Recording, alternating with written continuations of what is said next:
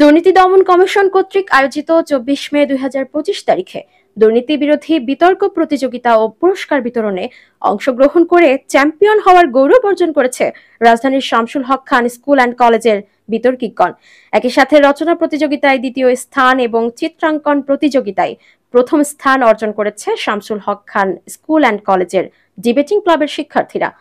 সনাতনী বিতর্কের এ প্রতিযোগিতায় ৩টি রাউন্ডে পর্যায়ক্রমে নারিন্দা সরকারি উচ্চ বিদ্যালয়, কামরুন্নেসা সরকারি বালিকা উচ্চ বিদ্যালয় এবং মান্নান হাই স্কুল অ্যান্ড কলেজের সাথে লড়াই করে চ্যাম্পিয়ন হওয়ার গৌরব অর্জন করেছে শামসুল হক খান স্কুল অ্যান্ড কলেজ ডিবেটিং ক্লাবের বিতর্কিকরা। পুরস্কারপ্রাপ্ত সকলের প্রতি প্রাণঢালা শুভেচ্ছা ও অভিনন্দন জানিয়েছেন প্রতিষ্ঠানের সম্মানিত প্রিন্সিপাল ও ডিবেটিং ক্লাবের সভাপতি, বিশিষ্ট শিক্ষাবিদ, লেখক ও গবেষক, যুগোপযোগী শিক্ষার রূপকার মোহাম্মদ মাহবুবুর রহমান মোল্লা স্যার।